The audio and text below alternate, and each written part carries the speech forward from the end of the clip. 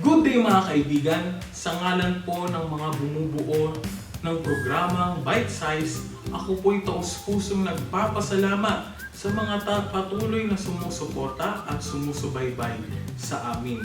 Naway patuloy niyo pong suportahan ang aming munting apostolado na ito na ibigay at isabuhay si Kuya Jess sa mundo. Kaya't ano pang hinihintay natin? Halina't samahan niyo ako muli dito where every bite nourishes your soul. Bite Size! Ngayong araw, ating papasukin ang mundo ng Society of St. Paul. Isa itong religious congregation na itinatag ni Blessed James Alberione noong taong 1914 sa Alba, Italy. Kasunod nito ay 10 mga kongregasyon at institutes at ang 10 ito ay kilala bilang Pauline family. As Paulines, we have the spirituality that is to give and live Jesus Master, way, truth, and life under the gaze of Mary, Queen of the Apostles, and through the examples of St. Paul the Apostles. At ginagawa ng mga Paulino itong posible sa pamamagitan ng paggamit ng media of social communications. Nagsimula ang magandang gawain ng kongregasyon sa pagdating ng 3 paring Paulino na mga Italiano dito sa Pilipinas taong 1935 na sina Father Grossi, Father Borbogno at ni Father Canavero. Agad silang nagtayo ng isang maliit na komunidad noon na matatagpuan sa Lipa, Batangas. Sa pahintulot ng Arsobispo ng Maynila, sila'y lumipat magmula Lipa, Batangas patungong Pasay sa kondisyon na sila'y magpatakbo ng isang parokya noon sa Pasay. At ngayon kilala nga ang parokyang ito bilang Our Lady of Sorrows Parish na matatagpuan sa FB Harrison Street, Pasay City. Simula noon ay may mga tagumpay at suliranin ang kongregasyon.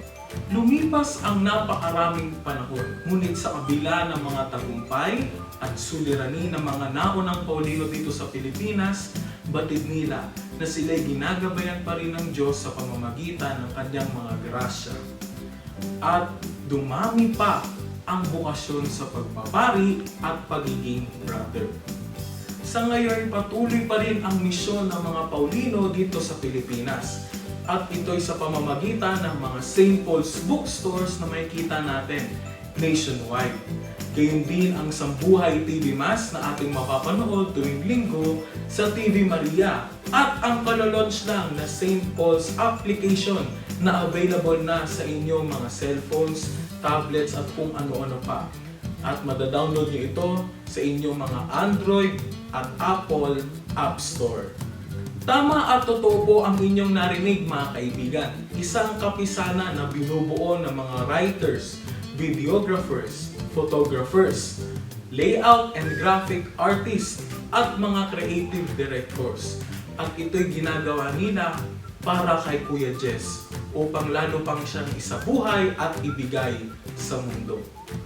Kaibigan, isa lang kami sa napakaraming tinawag ni Kuya Jess upang siya'y paglingkuran. At saksi kami na kahit sa maliliit na bagay lamang at pamamaraan, kaya natin siyang isabuhay at ibigay kung atin lamang itong gugustuhin. At kung ito nga ay ating susubukang gawin, tiyak na biyaya ang ating makakamit.